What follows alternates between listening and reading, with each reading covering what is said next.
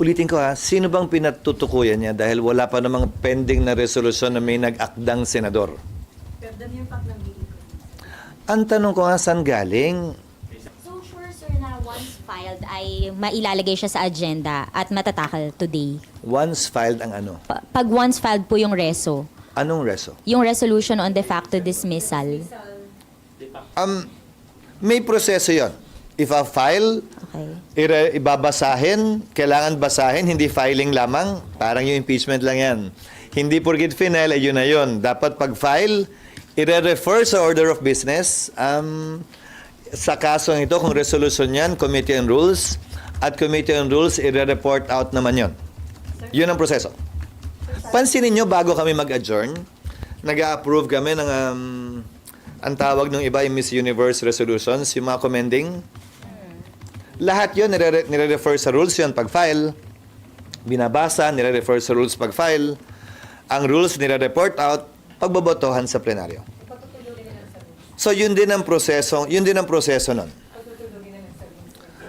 Ang rules ay isang komite na magpapasya base sa membership ng komite, majority and minority.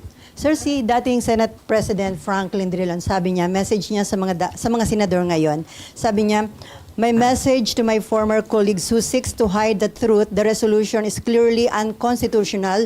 Do not play with fire, baka masunog kayo. Ulitin ko ha, sino bang pinatutukuyan niya dahil wala pa namang pending na resolusyon na may nag-akdang senador? Ang tanong ko nga, saan galing? Oo, pero pinirmahan ba niya? Pero sabi ni Senator Ivy, group effort daw yun. May mga Hindi ko kaya magsalita para sa kanila. Mas magandang ipukol niyo yung tanong kaugnay niyan sa kanila. Pero hanggat hindi yan na ipa-file, walang pag-uusapan o tatalakayin ang Senado. Sir? Your position nyo pa rin, pwedeng pagbotohan ng Senado kung magko-convene kayo. Lahat ay pwedeng pagbotohan ng Senado. Hindi ko posisyon yon. Rules ng Senado yon. Halimbawa, pinagbotohan ng Senado yung pag-dismiss functus officio ng ERAP impeachment trial. Senado yun hindi ng court. Dahil ayaw nang magpakita ng prosecutors. Pinagbotohan ng Senado ng walang trial yung pag-dismiss sa impeachment complaint laban kay Mercy Gutierrez na dating ombudsman. Motion din yun, pinagbotohan, dahil nag-resign siya. Hindi ba? Pinagbotohan ng Senado nung corona impeachment kung susundin ba o hindi ang TRO ng Korte Suprema. Nagpasa ang Senado noon na sundin. Di ba? Lahat naman ito dadaan sa botohan. Ulitin ko lahat ng ginagawa ng Senado dadaan sa botohan. Kung may ginawa ang isang senador, maski tagapangulo pa ng Senado na hindi sang-ayon ng isang miyembro, maaaring questionin dito sa plenaryo at pagbotohan din kung sakasakali. So, Sir? Sir? Git ng mga kasamahan ninyo, automatic na yun dapat. Ganyan ang posisyon nila, Senator Wing Gatchalian, Senator Jinggoy, Coco, Risa, and others. Pwede naman na ang pagkukonvene nyo automatic kasi nakalagay na yun sa Constitution. Hindi na kailangan Ulitin ko lahat ng ginawa noong nakaraan pinagbotohan. Wala namang nagreklamo. Unawain na natin, ito ay highly politically charged na paksa. Maraming pumapabor sa impeachment, marami ring tumututol dito sa loob mismo ng Senado. Maraming pumapabor kay Vice President Sara, maraming ayaw sa kanya sa loob mismo ng Senado. So asahan na natin magkakaroon ng iba't ibang opinyon kaugnay niyan.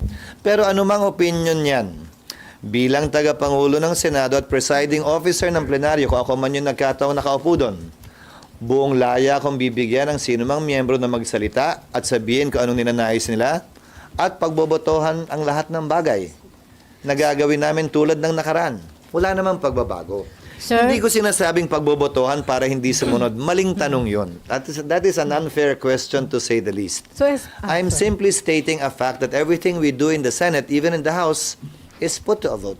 Sir, may ginawa pong schedule si Senator Tolentino Nakita ko nga. yung 19 pwedeng matapos in 19 days yung impeachment trial. Nasagot ko na Kaya kanina pa? yan. Yan ay isang paksa na dapat pagpasa ng impeachment court kapag ka na-convene na ang impeachment court. Pangalawa, saan ba nakasulat na objective namin abbreviate o ipadali o padaliin o paikliin ang proseso? Hindi ba ang objective dapat bigyan ng due process ang magkabilang panig na may presentahin ko nilang ebidensya? Pangatlo, hindi ako sang-ayon sa paniniwala niya na hindi tatawid ang impeachment complaint sa susunod na Kongreso. Bagaman ang opinion ko ngayong 19th Congress ay hindi binding sa 20th Congress, ito'y pagpapasahan muli ng 20th Congress kung saan bahagi pa din ako at boboto ko kung sakasakali na ito'y dapat at pwedeng tumawid kung sakasakali.